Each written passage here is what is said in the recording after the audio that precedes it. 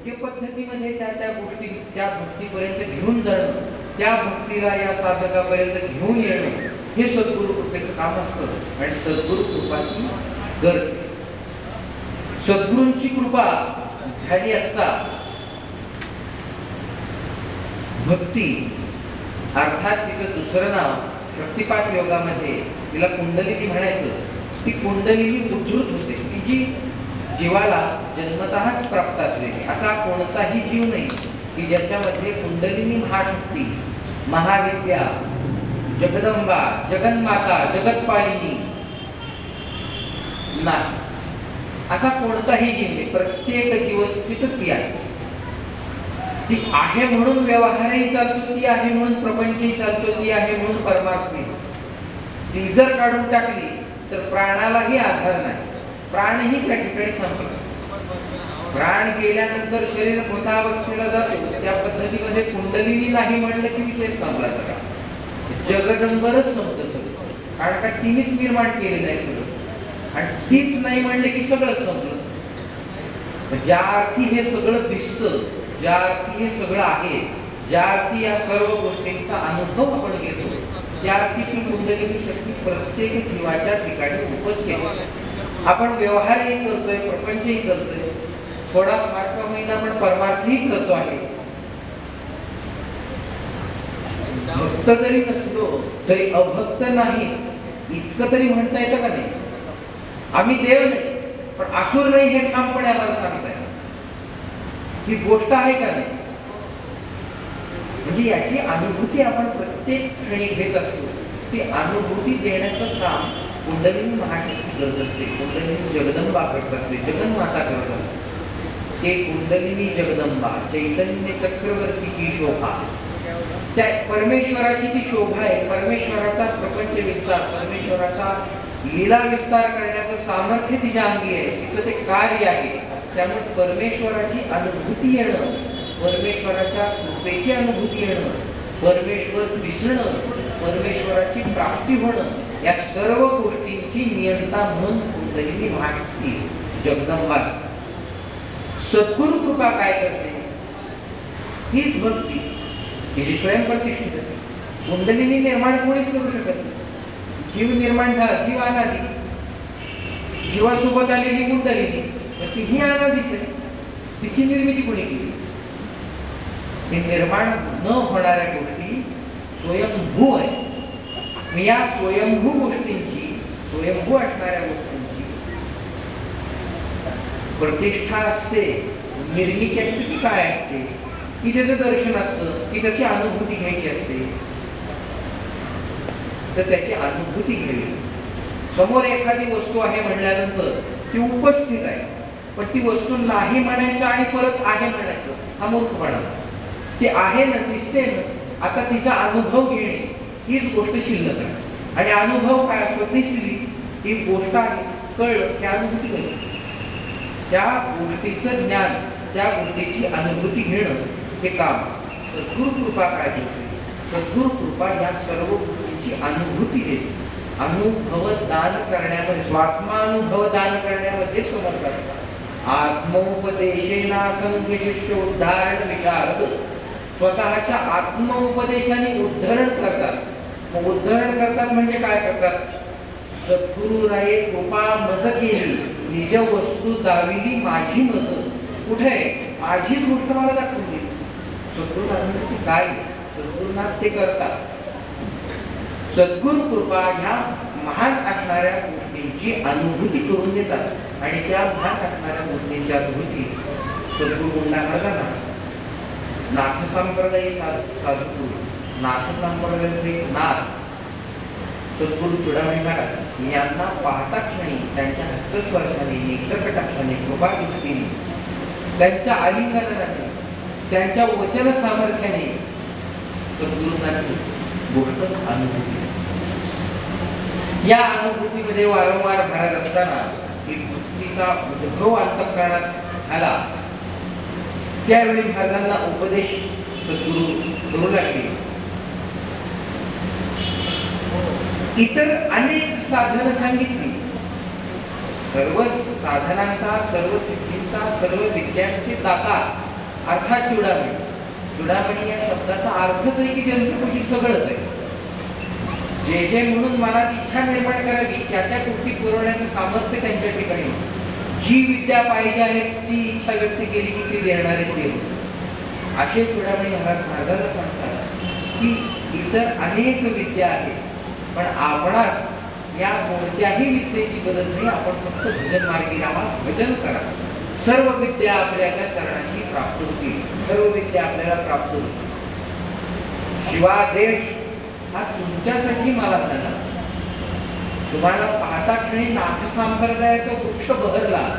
नाथ संप्रदायाची दीक्षा ज्ञानेश्वरांनंतर जी प्राप्त झाली त्या दीक्षेचं वैभव व्यक्त होण्याची वेळ मुंडा महाराज या साधुपुरुषाच्या रूपाने आहे. यांनी तर वाढवलं, त्यात वाद नाही, यांनी मोठंच केलं.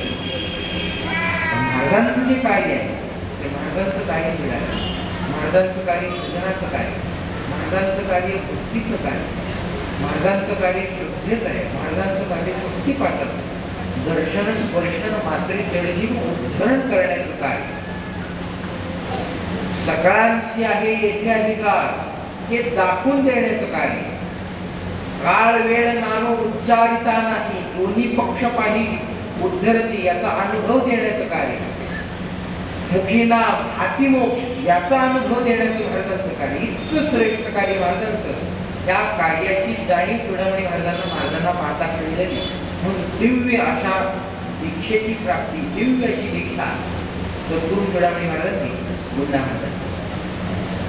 मुंडा महाराजांना अनन्य भाव निर्माण झाला. सद्गुरूंच्या चरणाची सेवा करावी अशी वृत्ती एकवटली आणि ती एकवटलेली वृत्ती एकाग्र झाली आणि भक्ती निर्माण होऊन भक्तिरूपी बाणातून सद्गुरूंचं बाणरूपी मन श्रीचरणापाशी जाऊन लागलं. तिथे ते पुष्प, मुंडा मनाचं पुष्प सद्गुरूंच्या चरणी वाहिलं गेलं. त्याचा स्वीकार झाला. त्या गोष्टीचा स्वीकार झाल्यानंतर महाराज चूडामणी महाराजांसोबत राहू लागले. सेवा करणे, प्रत्येक वेळी ज्या ज्या म्हणून गोष्टी कराव्या लागतात, जे जे म्हणून काम पडेल, जे जे म्हणून काम सांगितलं नाही त्या त्या सर्व गोष्टींची पूर्तता महाराज प्रामाणिकपणे करून उठा ठेव करणे, सर्व ठिकाणी मीच आहे हे दाखवून देणे हा भाव महाराजांच्या ठिकाणी नव्हता. जे काम सद्गुरूंनी सांगावं ते काम करणे. याच्यातून महाराजांनी दाखवून दिलं की साधू पुरुषांच्या ठिकाणी आपण सांग कामयाब व्हावं. त्यांनी जे सांगितलं ते करावं. स्वतःची बुद्धी त्या ठिकाणी वापरू नये. मी प्रत्येक ठिकाणी करेन असं नाही. तेथे अहम हा धूप जळू, नाहम तेजे उवाळू, साम्य रस्से पोटाळू निरंतर याची अनुभूती या ओवीचं चिंतन, या ओवीची मूर्तिमंत उदाहरण महाराजांनी सद्गुरूंच्या चरणाची जी सेवा केली त्यातून दाखवली. कुठेही तनुमनु जीवे चरणाशी लागावे, अगर्वता करावी, दास्य सकळ याही गोष्टीची अनुभूती महाराजांच्या या चरित्र वर्णनातून आपल्याला येईल. प्रत्येक वेळी सेवा करणे असे काही दिवस चालले होते. चूडामणी महाराज हे शिवोपासक, जपत ध्यान करणे इत्यादी त्यांची काही नित्याची उपासना असायची. त्या नित्याच्या उपासनेमध्ये एक दिवशी बसले असतात महाशंभू, आदिनाथ, महादेव, देवांचा देव, आदिराव यांचं प्रकटीकरण झालं. मंगलमय प्रकटीकरण झालं. दिव्य वाद्यांचा गजर झाला आणि शिववाणी होती. शिववाणी सांगती झाली की तुमच्या गृहामध्ये असणारे गुंडोबा सच्चिल आहे, शीलवंत आहे, श्रीमंत थोडीचे आहे, वैभव संपन्न आहे, पराक्रमी आहे. त्यांचा विवाह आपण आपल्या पत्नीशी करावा. आपली कन्या राजाई ही मुंडा महाराजांना आपण अर्पण करावी असा शिवादेश झाला. इतका मोठा सत्पुरुष, इतका भाग्यवान सत्पुरुष, विद्यावान सत्पुरुष, सुलक्षणी सत्पुरुष की ज्याचं सर्व भविष्य चूडामणी महाराजांनी जाणलं त्यांच्यासाठी शिवादेश झाला की यांचा विवाह करा. व्यवहार संपन्न व्हावा, व्यवहार सिद्धी व्हावी, अनेक लोक शिवोपासना सांगतात. प्रपंच नीट नेटका होण्यासाठी शिवोपासना अनेकांना सांगितली. शिव हा समृद्धीचा दाता आणि त्या शिवानी महाराजांच्या प्रपंचाची व्यवस्था, व्यवहार सिद्धीची व्यवस्था, विवाहाची व्यवस्था, विवाहाची काळजी व्यक्त केली. आदिनाथ शिवसुंदर चोडामणी महाराजांना ती गोष्ट सांगितली गेली. अत्यंत उल्लसित झालेले चोडामणी महाराज स्वघरीला त्याचे कथन करते झाले. कथन झालं असा दृष्टांत झालेला आहे. प्रत्यक्ष शिवशंभूच आला होता. त्यांनी ही गोष्ट सांगितली की शिववाणी वदन झालं, शिववाणी वदली. आपल्याला ही गोष्ट प्रथमतः सांगितलेली आहे. पुढचा निर्णय करायचा आहे त्या दृष्टीने उभयतांनी निर्णय केला. महाराजांना आज्ञा झाली की असं ठरवलेलं आहे. सेवावरती असणारे महाराज, आज्ञा करत असणारे महाराज गुरूंच्या आज्ञेचं पालन करते झाले आणि त्यांनी ती गोष्ट मान्य केली. स्वरूपवान विद्यावान असणाऱ्या महाराजांशी आपला विवाह होत आहे ही गोष्ट ऐकतात सुलक्षणी असणाऱ्या, राजलक्ष्मी असणाऱ्या, महालक्ष्मी वदना असणाऱ्या राजमातेंनाही आनंद झाला. त्यांनाही ती गोष्ट ऐकली. ती शिववाणी चोडामणी महाराजांच्या वचनातून आली. शिववाणीचं रूपांतर गुरुवाणी झालं आणि ती गुरुवाणी ज्यावेळी राजाई मातेच्या समोर बसवली त्यावेळी आतून यांचीही शक्ती उल्लसित झाली. एक दिव्य भाव उल्लसित झाला. सर्वत्र एक सुगंध पसरला आणि त्या सुगंधाची अनुभूती सर्वजण घेऊ लागली आणि त्या सुगंधातच आईसाहेबांचं स्मित हास्य निघालं आणि त्या स्मित हास्यामध्ये होकार प्रकटला. होकार प्रकटल्यानंतर विवाहादी कार्याची चौकट झाली. विवाहादी कार्यामध्ये लागणारा होते शोभा रक्षण करण्यास समर्थ असणारा मंडप. मंडप या शब्दाची व्युत्पत्ती, त्याचा अर्थ सांगितला गेला. मंड याचा अर्थ शोभा रक्षण करणारा आणि पद याचा अर्थ समर्थ. तो मंडप शोभा रक्षण करण्यास समर्थ असा हा मंडप उभा राहिला. आणि मित्रमंडळी, साधू, चोडामणी महाराजांचे शिष्यवर्ग, गुरुग्रामी असणारे सर्व श्रेष्ठ ज्येष्ठ सज्जन भक्तवृंद, शिवादेशाने आलेले काही शिवोपासक, नाथ संप्रदायी साधू इत्यादी सगळ्यांचं आगमन झालं. चोडामणी महाराजांनी सर्वांना सांकेतिक रूपामध्ये आमंत्रित केलं. त्या संकेताचा ज्यापर्यंत जो संकेत ज्यांना जसा झाला त्या पद्धतीत त्यांची उपासक या शिवप्रेरित असणाऱ्या विवाह सोहळ्यासाठी उपस्थित. महाराजांचा विवाह झाला. लक्ष्मी नारायणाचा जोडा शोभू लागला. ब्रह्मवृंदांनी मंगल घोष केला. मंगल घोषामध्ये विवाह संपन्न झाला. ब्रह्मवृंदांचं भोजन, अतिथी सत्कार, योग्य तो दानादी कर्म इत्यादी सर्व गोष्टींची संपन्नता चोडामणी महाराजांनी त्या ठिकाणी. महाराज पूर्ववृत्तीत आले. महाराजांना आता व्यवहार चालू झाला, प्रपंच चालू झाला. त्यामुळे महाराजांनी पुन्हा पूर्ववृत्तीप्रमाणे मूल परंपरेप्रमाणे सराफी व्यवसाय चालू. सराफी व्यवसाय खाटला गेला. सराफी व्यवसाय असल्यामुळे पूर्वजात असल्यामुळं सचोटीचा व्यवहार करणं, माता पित्यांचं पाहिलेलं, आजी आजोबांचं पाहिलेलं, या सर्व गोष्टींची जाणीव त्यांच्या ठिकाणी होती. सद्गुरू कृपा कशी होती, पराक्रम त्या ठिकाणी होता. पराक्रमाची दीक्षा चोडामणी महाराजांकडून झाली असल्या कारणानं त्या ठिकाणी उन्नत असा व्यवहार महाराजांचा चालू झाला आणि त्या व्यवहारातून पुन्हा राजवैभव महाराजांनी निर्माण केलं. आणि त्या राजवैभवाचं असं काही कथन करीत असताना जुनी काही कागदपत्र अशी सांगतात की महाराजांचं वैभव काय होतं. पैशाच्या स्वरूपात जर बोलायचं झालं, धनाच्या स्वरूपात जर बोलायचं झालं तर महाराज त्यावेळी लोकांना उधारीवर 1-1, 2-2 लाख रुपयांची काही संपत्ती देत. काही व्यवहार करत होते, एक एक 2-2 लाख रुपयाचा. साधारण ही गोष्ट 250 वर्षापूर्वीची आहे. 250 वर्षापूर्वी 2 लाखांचा व्यवहार एखादी व्यक्ती करते म्हणजे ती आत्ताची अब्जाधीश झाली की नाही. बरं, त्यावेळेचा रुपया म्हणजे आत्ताचा रुपयासारखा नव्हता. त्यावेळेचा रुपया तर चांदीचा होता किंवा सोन्याचा होता. आता 1 लाख रुपये म्हणजे काय झालं, जवळजवळ ते तोळ्यातच मोजायचं. म्हणजे आत्ताची गणना होते का? हे राजवैभव महाराजांनी निर्माण केलं. ही व्यवहार शक्ती महाराजांनी हा पराक्रम केला. हा पराक्रम काही साधा नाही. आपण सर्वजण इथे व्यापारी वर्ग आहात. आपल्यालाही माहिती की व्यवहार करताना किती अडचणी आहेत, कोणकोणत्या गोष्टीला तोंड द्यावं लागतं. इतका मोठा व्यवहार करायचा म्हणल्यानंतर किती पराक्रम लागेल, बुद्धीचा विकास किती लागेल. सांगण्याचा म्हणून एवढा की महाराजांनी उन्नत व्यवहार केला आणि राजवैभवाला भरला.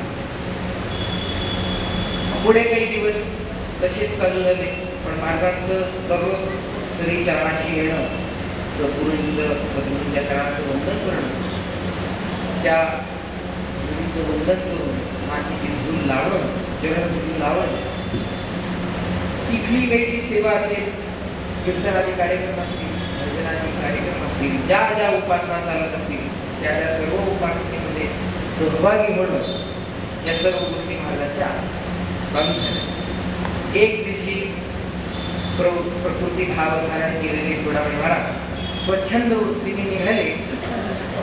ते काशी आले. काशी काशी काशी असा दिव्य स्वर महाराजांचा निघू लागला आणि त्या ओढीने महाराज झट झट झट झट पावलं टाकली काशीच्या दिशेने. सद्गुरू कुठे जात आहे हे माहीत नाही कोणाला. कुणालाही न सांगता प्रातःकाळी पहाटेच्या समयी सद्गुरू जोडावणे महाराज निघालेले. कोणालाच माहीत नाही. लगभग ही त्यांचे सर्व शिष्य होते. महाराज कुठे चालले, काय चालले ते माहीत नसल्यामुळं जे जे काही हातात सापडे त्या त्या सर्व वस्तू घेतल्या. कुठे चालले हेच नाही. मग ज्याला कोणाला जी जी काही काळजी वाटत होती त्याने ती काळजी पुरवली. कोणाला वस्त्रांची काळजी वाटली, महाराज चालले वस्त्र घ्यावे. अजून कोणाला काही वाटतं त्यांनी ते घेतले. कोणाला पादुका घेऊ वाटल्या, महाराज तशीच निघाले. कुठे लागतील पादुका, ऐन वेळ मागितल्यानंतर काय पादुका घ्यायची. या सर्व गोष्टी घेतल्या आणि चुडामणी महाराज पुढे गेलेले. मागून मागून शिष्य संभार त्यांचा चाललेला आहे. हुंडा मार्गाने ही गोष्ट काही माहिती की चुडामणी महाराज ज्यावेळी गुरुपुरी पुन्हा महाराजांचं आगमन झालं त्यावेळी त्यांना कळलं की गुरु कुठेतरी निघालेले, कुठे चालले ते माहीत नाही. काशी काशी काशी असं म्हणत गेले. त्या अर्थी त्या वाटेने गेले असतील असा काही कयास लावला गेला. घरी आले. घरी आल्यानंतर गुरूंचं दर्शन झालं नाही. या वेदनेने व्यथित झालेले महाराज त्यांना त्या दुःखावेगाने अश्रुपात होऊ लागले आणि त्या अश्रुपाताचं त्या भावावस्थेचं दर्शन राजई मातेला झालं आणि त्या भावावस्थेमध्ये महाराज सांगू लागले की काशी काशी काशी म्हणत गेलेले गुरु कुठे गेलेत माहीत नाही. त्यावेळी राजवाडी प्रसवली, राजवाडी उद्धृत झाली. कुठेही काशीलाच जातात बा, कुठेच जात नाही. त्यांना दुसरं ठिकाण नाही. हे म्हणणे म्हणजे नक्की काशीला पोचले तुम्ही जा. महाराज लगबगीने निघाले. राजाई मातेला काळजी होती की गुरूंच्या ठिकाणी जायचंय आणि रिकाम्या हाताने जावं का. म्हणजे जवळ तरी घरात सोडून ठेवलेले लाडू होते. ते लाडू एका डब्यामध्ये महाराजांना भरून दिले आणि हे लाडू आपण घेऊन जा असं सांगितले. महाराजांनी ते लाडू घेतले. मजल दर मजल करीत महाराज गुरु या ग्रामी आलेत का, गुरु या ग्रामी आलेत का अशी विचारणा करीत करीत करीत करीत महाकाशीला पोहोचल्यानंतर त्या गंगेच्या तीरावर जोडामणी महाराजांचं कीर्तन झालेलं होतं. वेळ झाली आयाची ती कुठेच प्राप्त नाही. आज आणि पुढील शिष्यांनी काही आणलेलंही नव्हतं. भजन संपलं आणि महाराजांनी इच्छा व्यक्त केली. सर्वांनी आणलेल्या वस्तू महाराजांना प्रदान केल्या. कोणी खडा आणल्या, कोणी वस्त्र आणलेले, कोणी त्यांचा जे काही गंधाचे उपचाराचे जे काही सामान आहे ते आणून दिलेलं आहे. म्हणजे बसायसाठी आसन आणलेलं आहे. त्यांच्या ज्या नित्य वापरातल्या गोष्टी त्या आणल्या. पण सर्व शिष्य विसरले की आयाची काहीतरी लागेल त्या धावपळीमध्ये सर्व शिष्य विसरले. महाराजांनी चुडामणी महाराजांनी इच्छा व्यक्त केली, सगळं आलं पण आता भूक लागली, काही व्यवस्था आहे का? व्यवस्था आहे, त्या आहेतला घे. व्हायच्या वेळी महाराजांचं लाडूंनी त्या ठिकाणी आगमन झालं आणि आहे म्हणलं की महाराज उडाले, माऊली गेला. महाराजांना अत्यंत आनंद झाला, गुरुराज बसवले, संतोष झाला गुरुंना की मी मागता क्षणी ही गोष्ट माझ्या समोर आली. महाराजांनी लाडू खाल्ला आणि अर्धा जो लाडू होता तो महाराजांच्या मुखामध्ये गेला. सद्गुरूंचा प्रसाद झाला, सद्गुरूंचं उच्चिष्ट महाराजांना प्राप्त झालं. महाराजांची नित्य तृप्ती त्याच ठिकाणी, महाराज नित्य तृप्त. आता या ठिकाणी पुढे कोणतीही गोष्ट नको, जेवायला कोणी नाही दिलं तरी चालेल.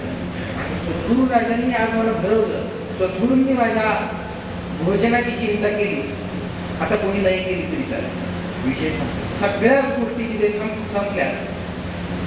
भावावेग झाला, भक्ती विरुद्ध झाली, सद्गुरूंचं भजन झालं आणि पुन्हा श्रीचरणी महाराजांनी मस्तक केलं. तो भाव, ती भावावस्था, ती भक्तीची उद्रुकता, ते भक्तीचं स्वरूप महाराजांच्या ठिकाणी जे तीव्रतेने निर्माण झालेलं पाहून चुडामणी महाराजांना अत्यंत आनंद झाला. पुन्हा नाथांच्या शिरी चुडामणी महाराजांनी स्वहस्त स्थापित केला. राहिलेला जो प्रसाद होता सर्व शिष्यांना देण्यात. ईश्वरीय लीला पुन्हा घडली. ईश्वर थांबला होता, महाराजांनी लाडू आणून द्यावे याच्यासाठी आया चिठी घेऊन धनिकाच्या रूपामध्ये ईश्वर श्री विठ्ठल त्या महाकाशीमध्ये अवतीर्ण झाला. आया चिठी आणली, भोजन पंक्ती श्री विठ्ठलाने धनिक या विषयामध्ये करणे. तसेच काही दिवस निघून गेले, तिथे राहणं झालं, दररोज भजन होणे, विश्वेश्वराचं दर्शन घेणे, विश्वनाथाचं दर्शन घेणे, विश्वनाथांना प्रार्थना करणे, तुम्ही विश्वनाथ दीन तुम्ही अनाथ, या पद्धतीच्या प्रार्थना विश्वनाथाच्या चरणी होऊ लागल्या. दररोज पूजा करणे, नदीचं स्नान करणे इत्यादी सर्व काही झाली. मध्यरात्र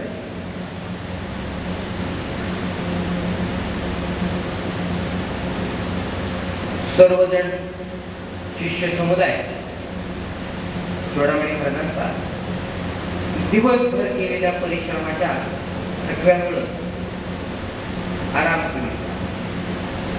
महाराजही भजन करूनच आलेले होते, पण आज मात्र वृत्ती झाली की आज ध्यान करा. गंगेचा तीर आहे, पावन देश आहे, काशीचा प्रदेश आहे, विश्वनाथ स्वयं उपस्थित आहे, श्री विठ्ठल लहरी आज या ठिकाणी दिसत आहे. शांतता सगळीकडे पसरलेली आहे. गंगेचं जे पावित्र्य, ते पावित्र्य सुद्धा आज उद्भवलेलं आहे.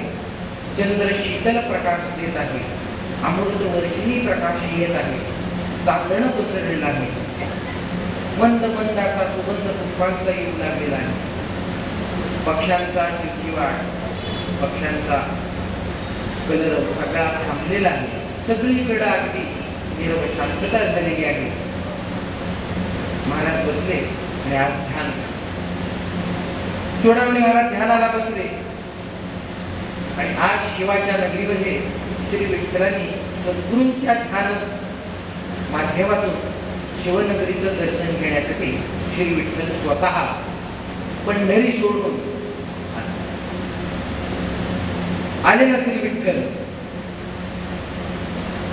गटेवर हात ठेवला आणि महाराजांना पाहिलं. चुडामणी महाराजांना ध्यानामध्ये पाहिलं आणि गुंडा महाराजांचं काही नाव घेऊन त्या काही गोष्टी सांगितिक बोलायच्या होत्या.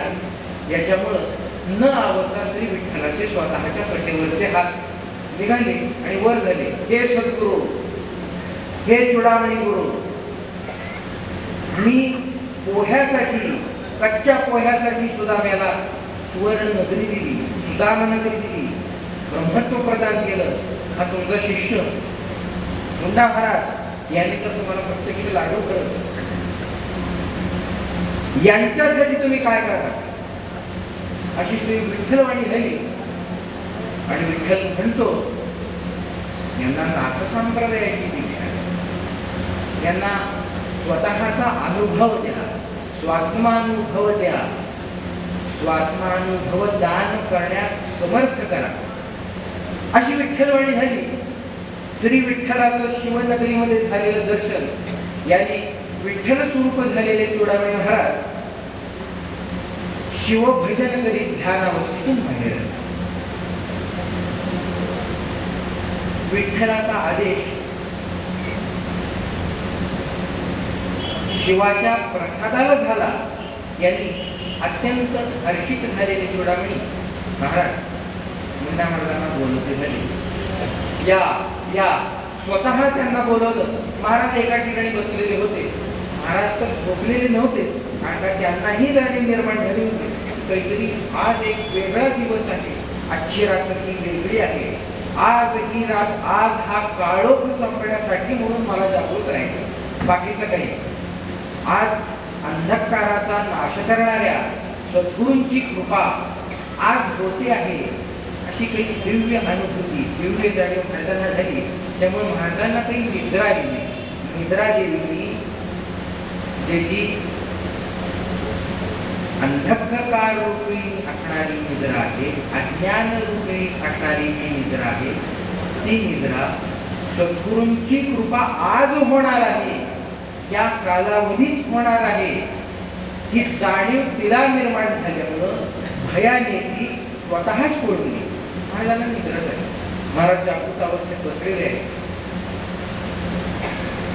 सूर्योदय महाराजांच्या अंतःकरणात झालेला आहे आणि चोडामणी महाराजांचा आवाज आला या. या म्हणल्यानंतर सेवावरती असणारे महाराज लगभग महाराजांच्या ठिकाणी गेले, हात जोडून थांबलेले आहे, दृष्टी महाराजांच्या चरणाची आहे. कान मात्र गुरूंची काय वाणी येते याच्याकडे मात्र सगळे गेलेले आहेत. मूर्ती महाराजांच्या चरणाशी आहे. आज आत्ता काय आज्ञा होते आणि आपण त्या कोणत्या पद्धतीमध्ये पूर्ण करू शकतो याची एक मनाची धारणा महाराजांनी तत्क्षणी निर्माण केली. चोडामणी महाराज म्हणाले की श्री विठ्ठलाचा आदेश शिवप्रसादी झाला आणि आज आपल्याला श्री नाथदीक्षा होणार याच्यासाठी बोलवलं गेलेलं आहे. आज हा पावन देश आणि या पावन गंगातटी श्री गुंडोबा आपण श्री गुंडोनाथ म्हणा असा काही गुरूंचा आदेश झाला. त्या ह्याच्यामध्ये पुन्हा भक्तीचा आवेग आला, पुन्हा हर्षाचं वातावरण निर्माण झालं. दुग्ध शर्करा योगाप्रमाणे पुन्हा या सर्व गोष्टी एकत्रित झाल्या. महाराजांना आज जन्माचं सफलता प्राप्त झाली असं वाटू लागलं. आणि महाराजांनी हे म्हणल्यानंतर चोडामणी महाराजांची अशी वाणी आल्यानंतर महाराज महाराज श्रींच्या चरणी मस्तक धरले झाले, महाराजांच्या चरणापाशी बसले आणि आपण जे सांगाल आज हे मनसहित तनु मनु जीवे आज आपल्या चरणाची सगळं वाहिलेलं आहे. याच्या पुढे माझी सत्ता संपली, या शरीराची सत्ता संपली, सुवाची सत्ता संपली, आता गुरूंची सत्ता माझ्यावर स्थापित होते आहे. तो गुरु माझा स्व झाला, हा स्व गुरुचा झाला अशी भावना निर्माण झाली. आणि चोडामणी महाराजांनी मुंडा महाराजांना मंत्रदीक्षा लहरी सहज महाराजांच्या ठिकाणी स्थापित झाल्या. त्या तरंगामधून ते तरंग महाराजांच्या शांत शरीरामध्ये येऊ लागले. सगळीकडे त्यांचं विचरण चालू झालं आणि त्या विचरणामध्ये कुंडलिनी महाशक्ती उल्लसित झाली आणि सद्गुरु भजनी नृत्य करण्यासाठी म्हणून नृत्य करू लागली. आणि त्या योगी महाराजही नृत्य करू. हे नृत्य पाहून चोडामणी महाराजांना आनंद झाला आणि एक मात्र प्रश्न उद्भूत झाला की आपण ही दीक्षा केली, आपण हा महान संप्रदाय मला दिला, त्या महान संप्रदायाचे परंपरा काय, कुठून आली ही परंपरा, कशी आली ही परंपरा, अशी मनी शंका निर्माण झाली. वाणी तर बाहेर पडली नाही, पण ती शंका गुरुंनी जाणली आणि गुरुंनी चालू केलं ती परंपरा करून. क्षरसागर परिसरू शक्तीच्या कर्ण पुढरी नेणोतई त्रिपुरारी सांगितले. क्षरसागर परिसरामध्ये असणाऱ्या शिवशक्ती संवादामध्ये उद्धृत झालेली विद्या, शिवानी सांगितलेली विद्या मच्छिंद्रनाथांच्या ठिकाणी सहजपणे प्राप्त झाली. त्या आदिनाथ शिवशंभो हा प्रथम गुरु, आदिगुरु, त्या आदिगुरूचे सहज योगाने प्राप्त झालेले सहज शिष्य, सहजनाथ, सहज योग पारंगत महायोगनाथ मच्छिंद्रनाथ, त्यांना ती दीक्षा झाली. त्यांच्याकडून ती दीक्षा सद्गुरूंच्या लीलेप्रमाणे, ईश्वरीय घटनेप्रमाणे, नवनारायणाच्या अवताराप्रमाणे गोरक्षनाथांना एक विशिष्ट अद्भुत अशा लीलेंच्या मार्फत प्रकट झाली. गुरुकृपा तिथून चालू झाली. गुरुभक्ती जेथून रूपाशी आली, गुरुभक्ती संप्रदायाची सुरुवात ज्या ठिकाणाहून झाली, अशा गोरक्षनाथांचा अवतार झाला तो मच्छिंद्रनाथ यांच्या गुरुवाणीने झाला की गोरक्षा बाहेर ये, कुठे पुत्रा बाहेर ये, गुरुपुत्र. आणि मच्छिंद्रनाथ गोत्र धारण केलेल्या गोरक्षनाथांचा अवतार झाला. आणि त्या गोरक्षनाथांनाही मच्छिंद्रनाथांनी स्वकृत्य करून सिद्धता प्राप्त झाली. नाथ सांप्रदायिक एक नाथ अशी घोषणा मच्छिंद्रनाथांनी त्या ठिकाणी लाघवपूर्ण पद्धतीमध्ये भक्ती तिथून प्रारंभ झाली. गोरक्षनाथांचं चरित्र अद्भुत आहे. गोरक्षनाथांचं चरित्र वर्णन करताना वाणी थांबते की गुरुभक्ती कशी असते, गुरुभक्ती काय असते हे दाखवून देण्याचं कार्य, दाखवून देण्याचं काम, मूर्तिमंत उदाहरण अर्थात श्री गुरु गोरक्षनाथ. गोरक्षनाथांचं वर्णन करताना पारंपरिक श्लोक सांगितला जातो.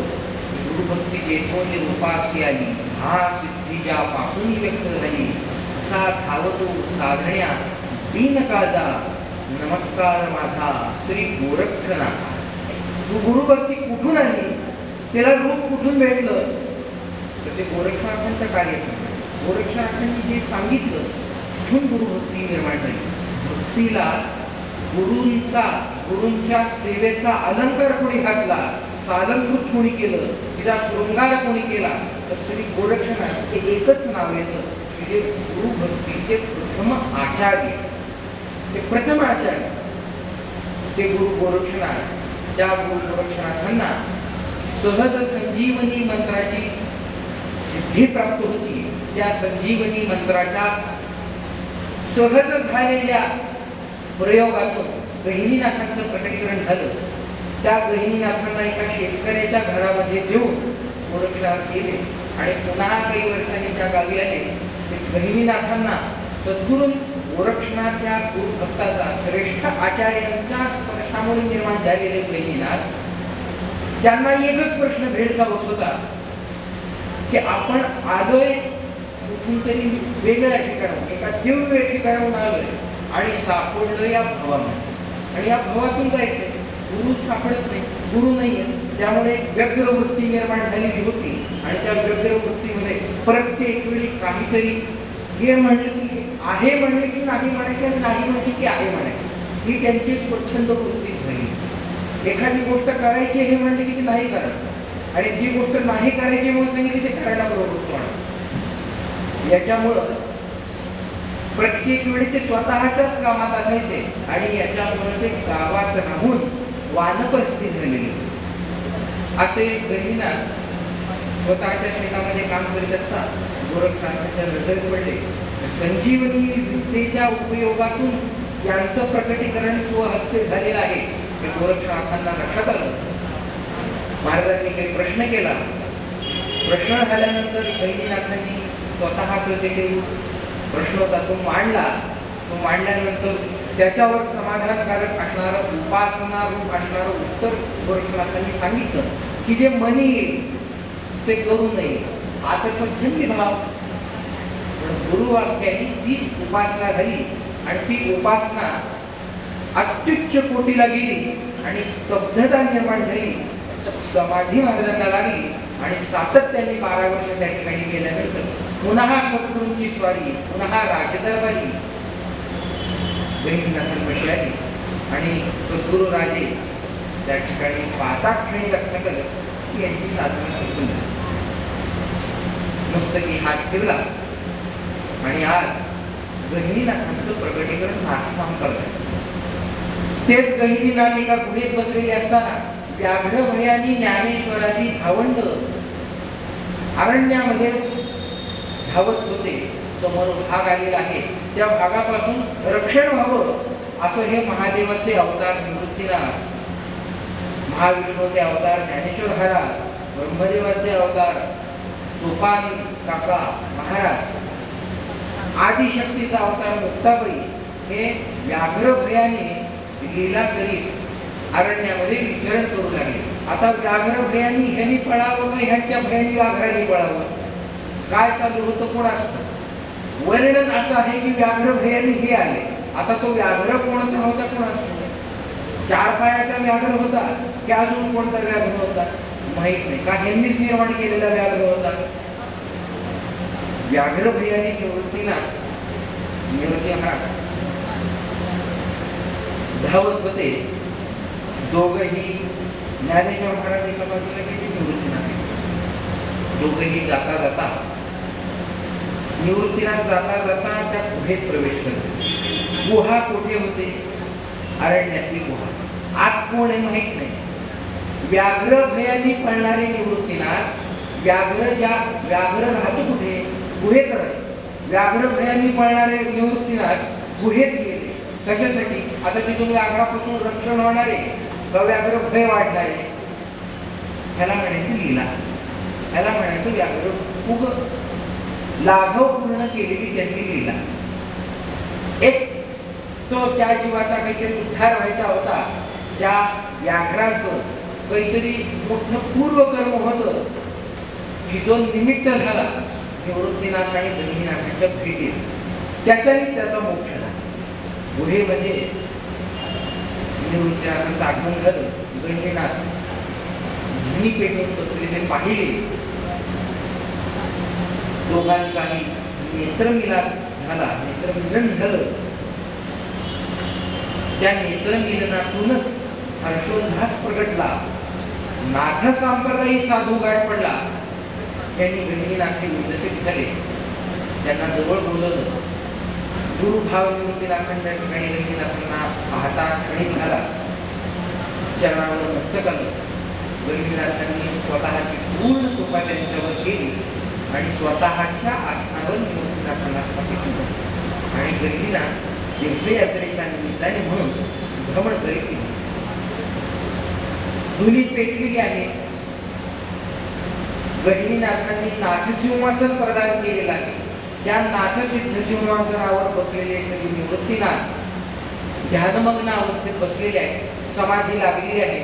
दिव्य असा एक सुगंध त्या गुहेमध्ये पसरलेला आहे आणि तो सुगंध अरण्यामध्ये श्री ज्ञानेश्वरांना शोधन करीत विचरण करू लागला आणि ज्ञानेश्वर महाराज त्या सुगंधाला सापडले.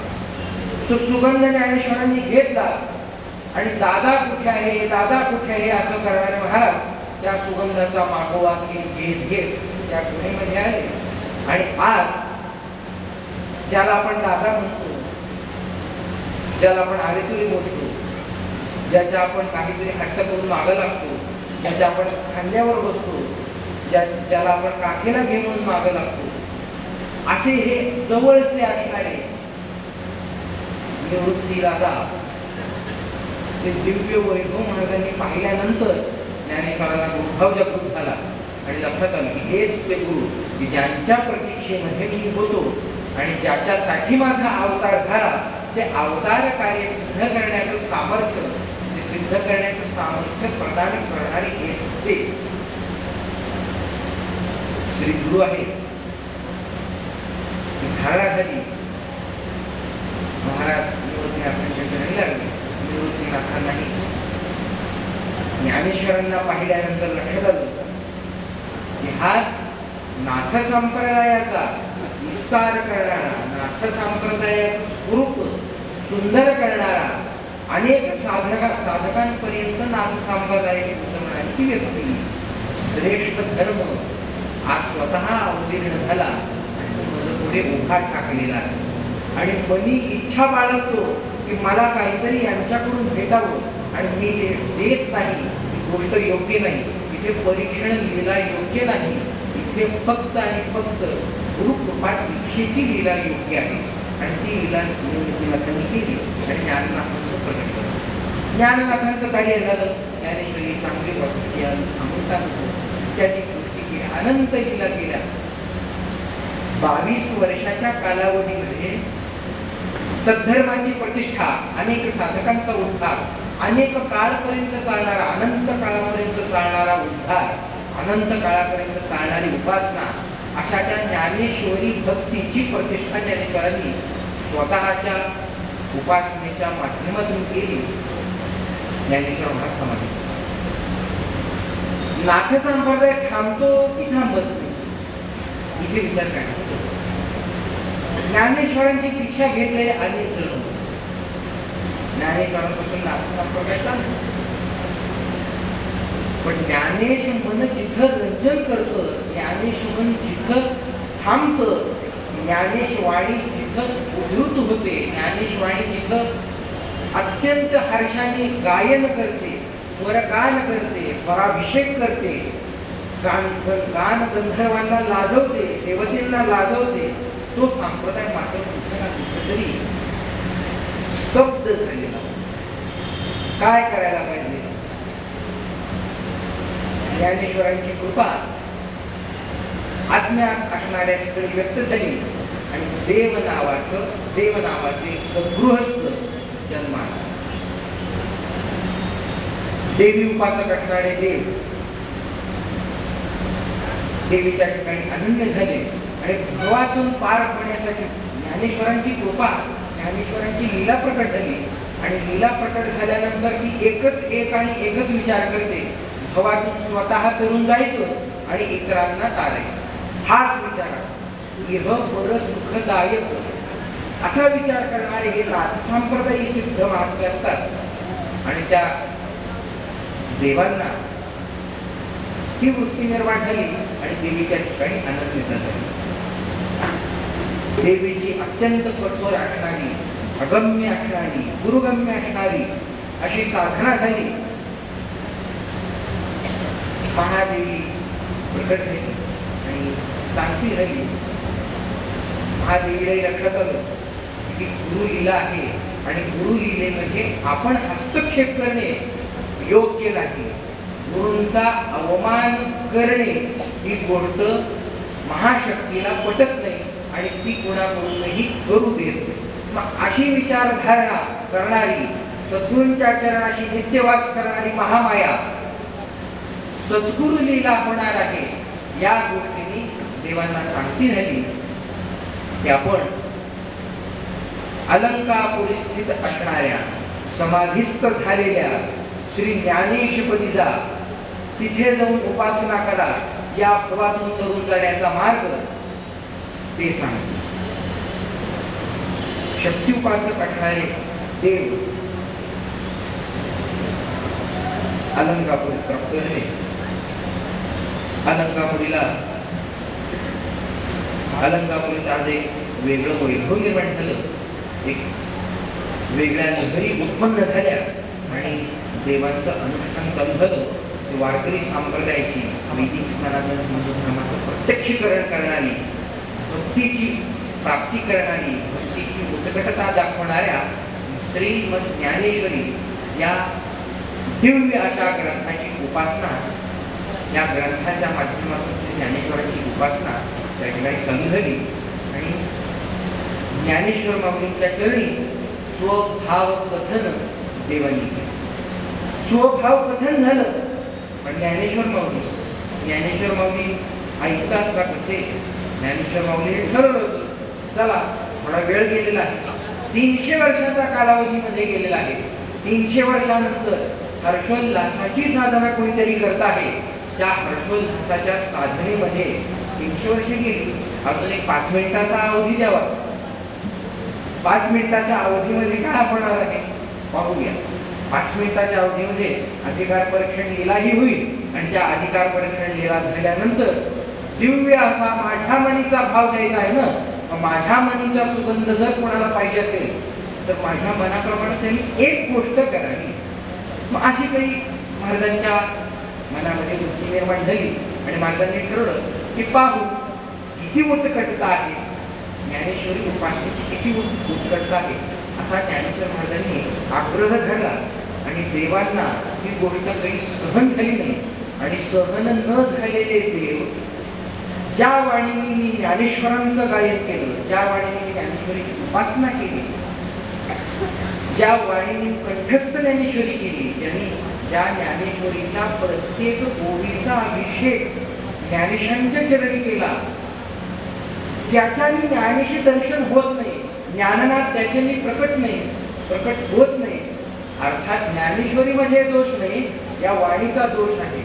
ही वाणी कुठेतरी अडथळा करते अथवा तो नाही आणि हे नाम घेणारी वाणी यांच्यामध्ये अंतर आहे. हा भेद जाणून हा मी समजतो आहे. या भेदाने तर माऊली रागावली नसेल ना, असा मध्ये विचार केला आणि स्वतःची वाणी उघडली आणि श्री ज्ञानेश्वरांच्या चरणी. अशी दिव्य उत्कटता, अशी दिव्य आतुरता, अशी दिव्य भक्ती ज्ञानेश्वर माऊलीची पाहिली. भक्ती सुरू असणारे माऊली, सद्गुरू भक्त असणारे माऊली न राहून अचानक प्रकट झाले.